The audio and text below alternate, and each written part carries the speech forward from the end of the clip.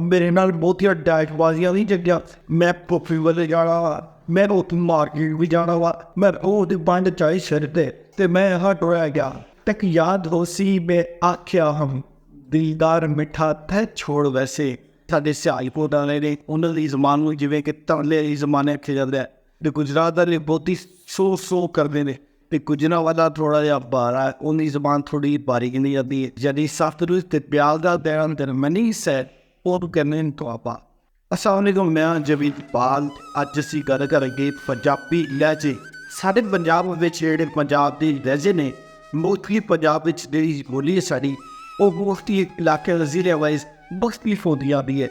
ਜਿਵੇਂ ਅਸੀਂ ਲਾਹੌਰ ਦੀ ਗੱਲ ਕਰੀਏ ਤਾਂ ਲਾਹੌਰੀ ਜਿਹੜੇ ਨੇ ਉਹ ਜ਼ਿਆਦਾ ਲਫ਼ਜ਼ ਬੋਲਦੇ ਨੇ ਲਿੱਤਾ ਸਿੰਘ ਦੀ ਤਾਜ਼ੀ, ਯਾਨੀ ਰੇ ਵੀ ਨਹੀਂ ਬੋਲ ਸਕਦੇ, ਉਹਨੂੰ ਰੇ ਬੋਲਦੇ ਨੇ। ਲਿੱਤਾ ਯਾਨੀ ਕਿ ਮੈਂ ਫਰੀ ਸੈਂਟਰ ਗਿਆ, ਮੈਂ ਉੱਥੋਂ ਇੱਕ ਲੈਪਟਾਪ ਲਿੱਤਾ ਸੀ ਜਿਹੜਾ ਮੈਂ ਬਾਅਦ ਵਿੱਚ ਵੇਚ ਦਿੱਤਾ, ਯਾਨੀ ਲਿੱਤਾ ਦੀ ਤਾਰ। ਅਤੇ ਐਵੇਂ ਦੇ ਇਸ ਤੋਂ ਇਲਾਵਾ ਉਹ ਕਹਿੰਦੇ ਨੇ ਮੇਰੇ ਨਾਲ ਬਹੁਤੀਆਂ ਡੈਸ਼ਬਾਜ਼ੀਆਂ ਨਹੀਂ ਚੱਲੀਆਂ, ਯਾਨੀ ਡੈਸ਼ਬਾਜ਼ੀ ਵਰਗੇ ਡੰਗ ਜਿਹੜੇ ਨੇ ਐਵੇਂ ਦੇ ਬੋਲਦੇ ਰਹਿੰਦੇ ਨੇ।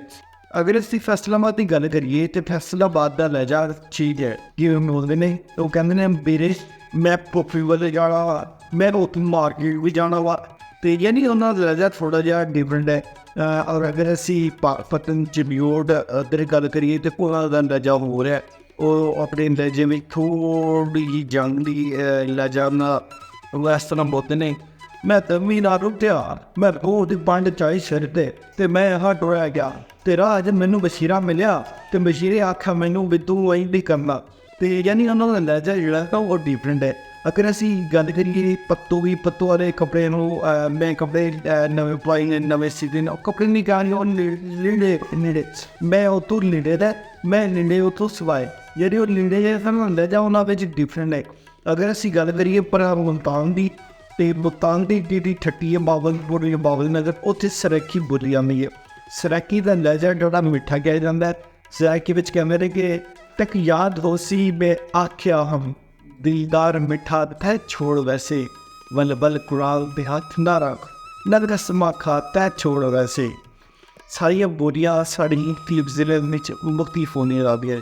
ਅਸੀਂ ਅੱਜ ਦੀ ਵੀਡੀਓ ਵਿੱਚ ਗੱਲ ਕਰਾਂਗੇ ਜਿਹੜੇ ਸਾਰੇ ਪੰਜਾਬ ਵਿੱਚ ਬੋਲੇ ਜਾਂਦੇ ਨੇ, ਉਹ ਤਿੰਨ, ਸਾਡੇ ਲਹਿੰਦਾ ਪੰਜਾਬ ਅਤੇ ਸਾਡਾ ਚੜ੍ਹਦਾ ਪੰਜਾਬ।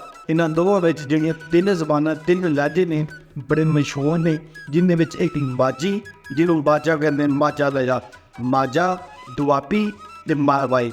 ਅੱਜ ਦੀ ਵੀਡੀਓ ਵਿੱਚ ਅਸੀਂ ਤਿੰਨ ਲਹਿਜਿਆਂ ਬਾਰੇ ਡਿਟੇਲ ਨਾਲ ਗੱਲ ਕਰਾਂਗੇ।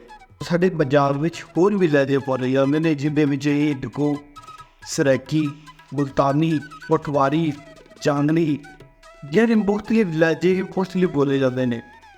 ਮਾਝਾ ਏਰੀਆ ਜਿਹੜਾ ਪਾਕਿਸਤਾਨ ਦੇ ਵਿੱਚ ਜੇਲਮ ਅਤੇ ਬਿਆਸ ਦਾ ਦਰਮਿਆਨ ਵਾਲਾ ਜਿਹੜਾ ਹਿੱਸਾ, ਉਹਨੂੰ ਮਾਝਾ ਇਲਾਕਾ ਆਖਿਆ ਜਾਂਦਾ। ਇਹਦੇ ਵਿੱਚ ਲਾਹੌਰ, ਕਸੂਰ, ਕੁਕੜਾ, ਸਾਹੀਵਾਲ, ਨਾਰੋਵਾਲ, ਸਿਆਲਕੋਟ, ਗੁਜਰਾਂਵਾਲਾ, ਗੁਜਰਾਤ ਅਤੇ ਵਜ਼ੀਰਾਬਾਦ ਅਤੇ ਉਹਦੇ ਦੋਨੋਂ ਦੇ ਜਿਹੜੇ ਇਲਾਕੇ ਉਹ ਮਸ਼ਹੂਰ ਨੇ, ਜਿਹੜੇ ਉਹਦੇ ਵਿੱਚ ਆਉਂਦੇ ਨੇ।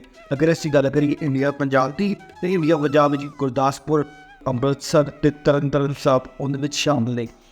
ਪਾਕਿਸਤਾਨੀ ਪੰਜਾਬ ਵਿੱਚ ਜਿਹੜਾ ਇਹ ਇਲਾਕਾ ਮਾਝਾ ਇਲਾਕਾ, ਇਹਦੇ ਜਿਹੜੇ ਲੋਕ ਨੇ ਉਹ ਜ਼ਿਆਦਾ ਤਰੱਕੀ ਯਾਫਤਾ ਅਤੇ ਪੜ੍ਹੇ ਲਿਖੇ ਨੇ। ਸਾਡੇ ਪਾਕਿਸਤਾਨ ਦੀ ਜਿੰਨੀ ਵੀ ਸਿਆਸਤ ਨੇ, ਉਹ ਸਿਆਸੀ ਲੋਕ ਨੇ, MP ਨੇ, MN ਨੇ, ਉਹ ਸਾਰੇ ਮਾਝੇ ਇਲਾਕੇ ਲੋਕ ਮੋਸਟਲੀ ਜਿਹੜੇ ਨੇ ਨਾ, ਜ਼ਿਆਦਾਤਰ ਉਹ ਮਾਝੇ ਇਲਾਕੇ ਤੋਂ ਹੀ ਬਿਲੋਂਗ ਕਰਦੇ ਨੇ।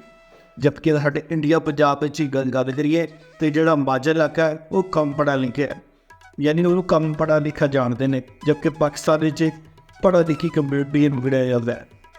ਮਾਝੀ ਜ਼ਬਾਨ ਜਿਹੜੀ ਹੈ ਉਹ ਬਹੁਤ ਜ਼ਿਆਦਾ ਬੋਲੀ ਜਾਂਦੀ ਹੈ ਕਿਉਂਕਿ ਉਹਦੀ ਮੈਜੋਰਟੀ ਜ਼ਿਆਦਾ ਹੈ। ਅਤੇ ਪਾਕਿਸਤਾਨ ਦੇ ਵਿੱਚ ਜਿਵੇਂ ਕਿ ਸਾਡੇ ਸਿਆਲਕੋਟ ਵਾਲੇ ਨੇ, ਉਹ ਇੱਕ ਮਾਝੀ ਜ਼ਬਾਨ ਬੋਲਦੇ ਨੇ, ਉਹਨਾਂ ਦੀ ਜ਼ਬਾਨ ਨੂੰ ਜਿਵੇਂ ਕਿ ਤਰਲੇ ਦੀ ਜ਼ਮਾਨੇ ਆਖਿਆ ਜਾਂਦਾ ਹੈ।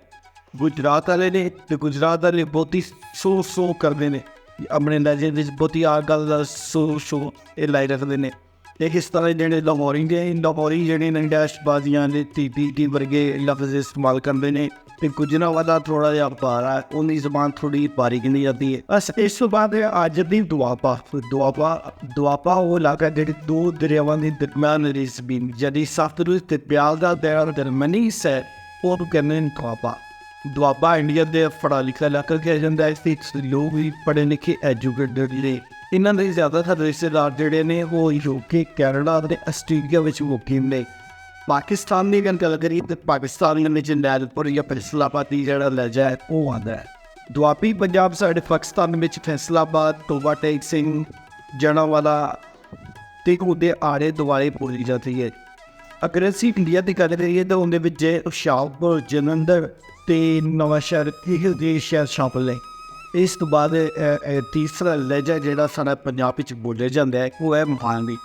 ਮਾਲਵੀ ਜਿਹੜਾ ਹੈ ਉਹ ਪਾਕਿਸਤਾਨ ਪੰਜਾਬ ਵਿੱਚ ਥੋੜ੍ਹਾ ਬੋਲਿਆ ਜਾਂਦਾ ਹੈ, ਪਰ ਇੰਡੀਆ ਵਿੱਚ ਬਹੁਤ ਜ਼ਿਆਦਾ ਲੋਕ ਇਹਨੂੰ ਬੋਲਦੇ ਨੇ ਉਹ ਮਾਲਵੀ।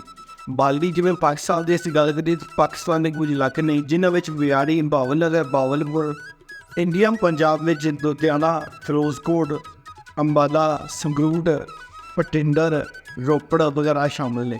ਐਸੀ ਮੇਰੀ ਐਕਟੀਵਿਟੀ ਜਿਹਦੇ ਵਿੱਚ ਮੈਂ 3 ਲਹਿਜੇ ਜਿਹੜੇ ਸਾਡੇ ਪੰਜਾਬ ਵਿੱਚ ਮਸ਼ਹੂਰ ਨੇ, ਜਿਹੜੀ ਸਾਡੇ ਪੰਜਾਬ ਲੈਂਦਾ ਤੇ ਚੜ੍ਹਾ ਪੰਜਾਬ ਤੋਂ ਇਹਨੂੰ ਬਹੁਤ ਜ਼ਿਆਦਾ ਬੋਲਦੇ ਨੇ, ਜਿਹਦੇ ਵਿੱਚ ਮਾਝਾ, ਦੁਆਬੀ, ਦੁਆਬਾ ਤੇ ਤੀਸਰਾ ਲਹਿਜਾ ਮਾਲਵਾਈ। ਮੇਰੇ ਚੈਨਲ 'ਤੇ ਤੁਸੀਂ ਨਵੇਂ ਹੋ ਇਹਨੂੰ ਸਬਸਕ੍ਰਾਈਬ ਕਰ ਲਓ।